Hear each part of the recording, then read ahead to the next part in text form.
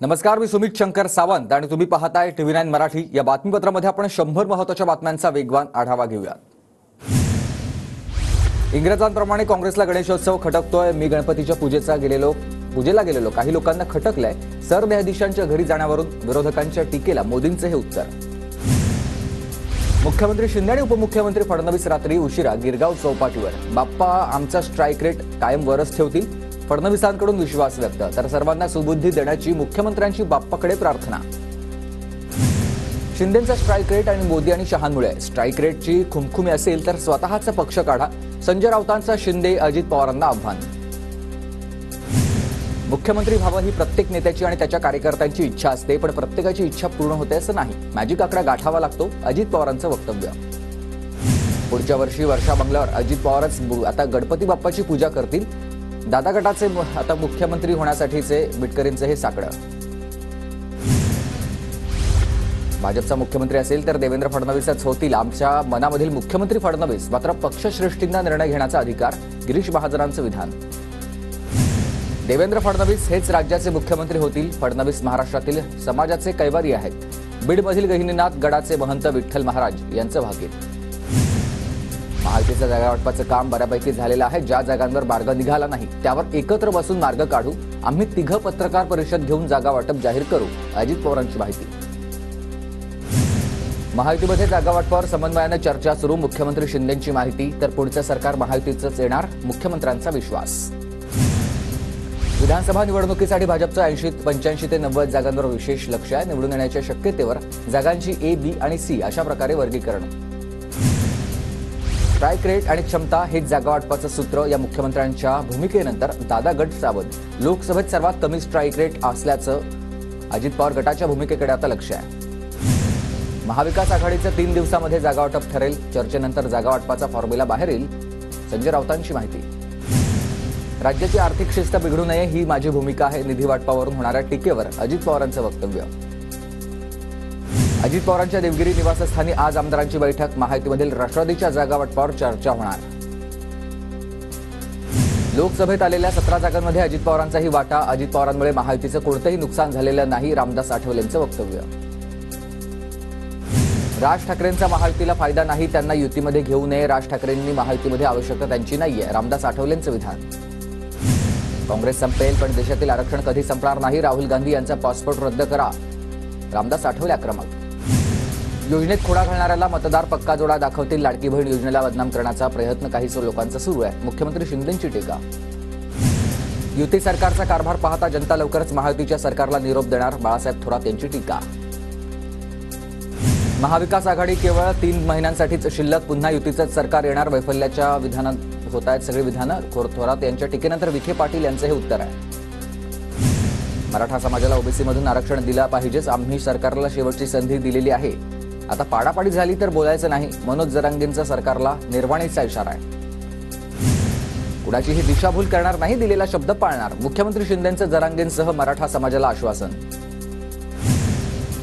सणासुदीच्या दिवशी जरांगेंनी उपोषण करू नये, शंभूराज देसाई यांचं आवाहन।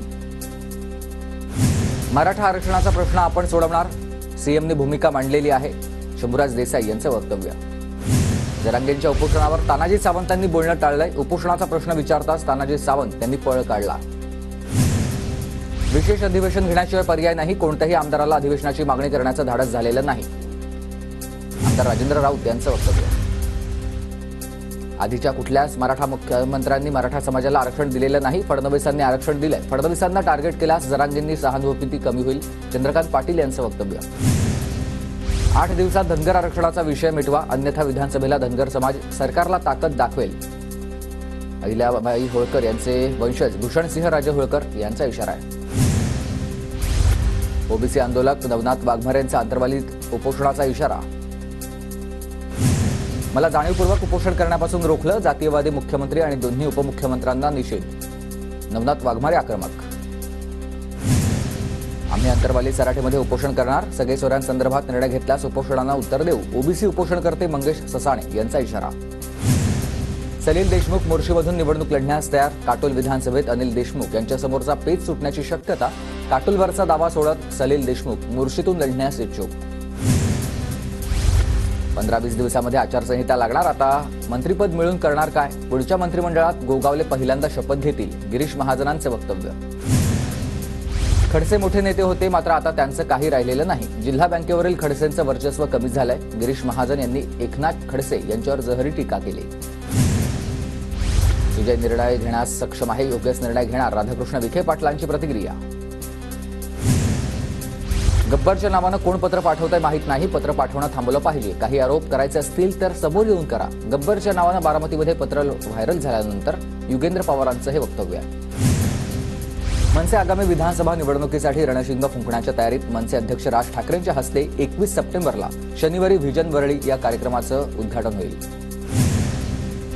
अमित ठाकरे विधानसभा निवडणूक लढण्याच्या तयारीत. मनसे नेते आणि सरचिटणीस यांच्या बैठकीमध्ये भूमिका व्यक्त. अमित ठाकरे माहीम, भांडूप किंवा मागा ठाणे यापैकी एका जागेवर विधानसभा निवडणूक लढणार.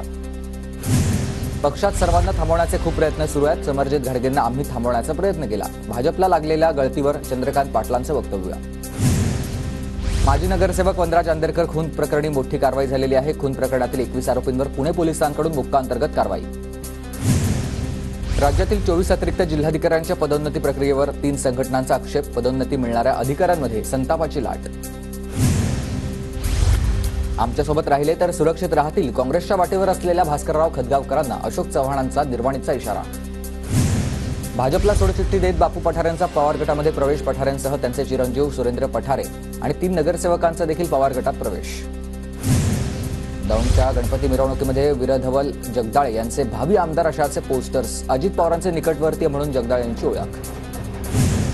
जळगावच्या 40गाव शहरामधील शिवरायांच्या अश्वारूढ पुतळ्याची आता गर्गे आर्ट गॅलरीकडून पाहणी करण्यात आली. पालिकेला पुतळ्याला तडे गेल्याची माहिती मिळताच पालिका प्रशासनाकडून दखल.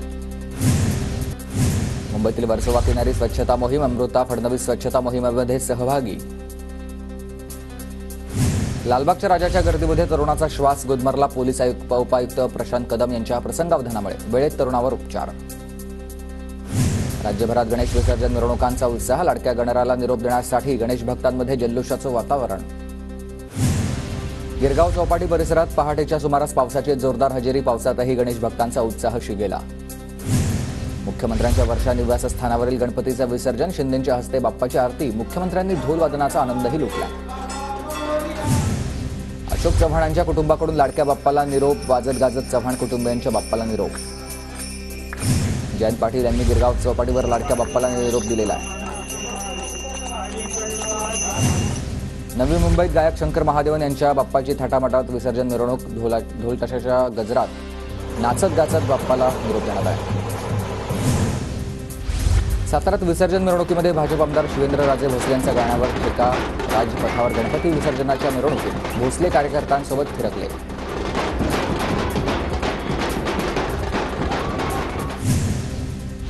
बारामतीत विसर्जन मिरवणुकीत जय पवारांचा सहभाग. पंजाबी ढोल पथकाच्या तालावर जय पवारांनी धरला ठेका.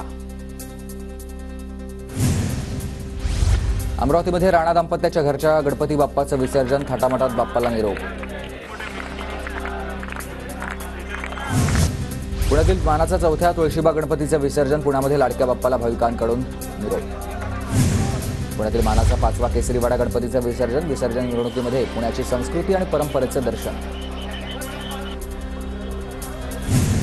पुण्यात ज्येष्ठ अभिनेते नाना पाटेकरांच्या घरच्या बाप्पाचं मोठ्या उत्साहात विसर्जन. शेतातील विहिरीत बाप्पाचं विसर्जन.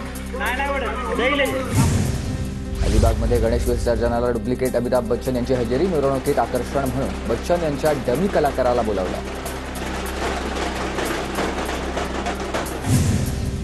भिवंडीमध्ये विसर्जन मिरवणुकीला अवतार चित्रपटाची प्रतिकृती आणि कर्नाटकातील पारंपरिक टायगर नृत्य आकर्षण. गुलालाची उधळण करत बाप्पाला निरोप. सातारामधील 180हून अधिक गणेश मंडळांकडून लेझर बंदीच्या नियमांचं उल्लंघन. सुप्रीम कोर्टानं घालून दिलेल्या नियमांचं उल्लंघन. धुळ्यात रात्री उशिरा 12 वाजेपर्यंत मिरवणुका. वाजत गाजत लाडक्या बाप्पाला निरोप.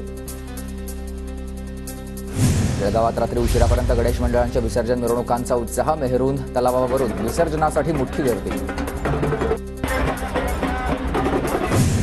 धुळे शहरातून चांदीच्या पालखीतून खुनी गणपतीची विसर्जन मिरवणूक काढण्यात आली. टाळ मृदुंगाच्या गजरात मानाच्या पहिल्या गणपतीला निरोप.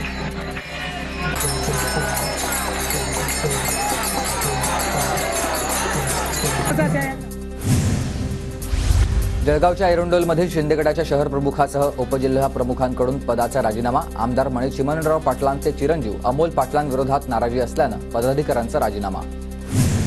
रायगडच्या महाडमध्ये गणेश विसर्जन मिरवणुकीदरम्यान चोरीच्या घटना. नागरिकांनी चोरांना पकडून केले स्वाधीन पोलिसांच्या.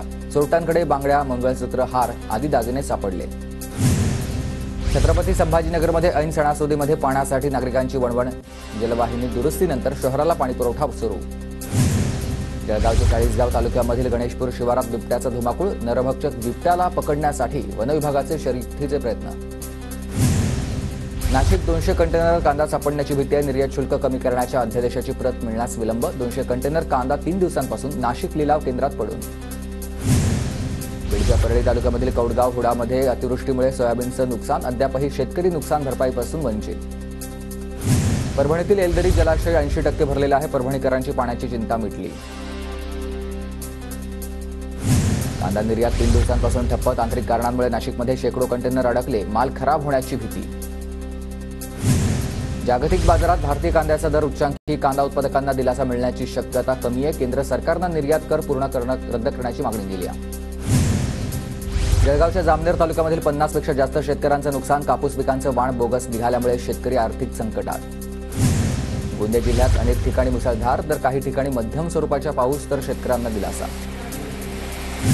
परभणीच्या पूर्णा शहरातील पिण्याच्या पाण्याचा प्रश्न मार्गी लागला. नगरस्रोतान या अभियानांतर्गत 73 कोटींच्या योजनेला प्रशासकीय मान्यता. आमदार रत्नाकर गुट्टे यांच्या मागणीला यश आलंय.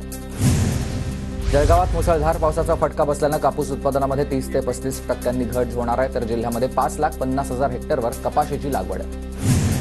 नाशिकच्या मनमाड शहरात दाट धुक्यानं पिकांवर रोगाचा प्रादुर्भाव होण्याची शक्यता. शेतकऱ्यांची चिंता वाढली आहे.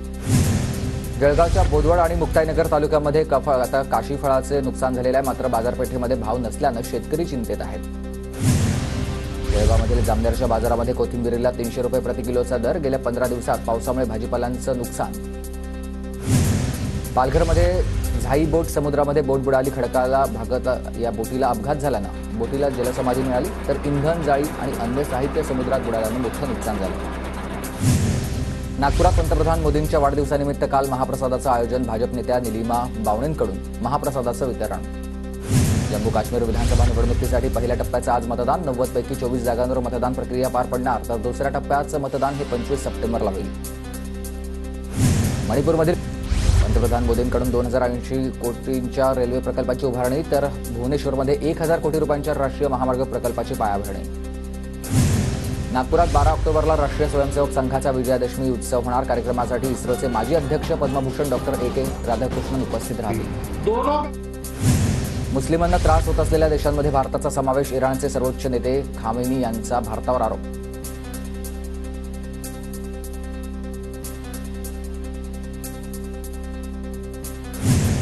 हैदराबादच्या खैरताबादमधील 70 फूट उंच बाप्पाच्या मूर्तीचं विसर्जन. हुसेन सागर तलावात बाप्पाचं विसर्जन.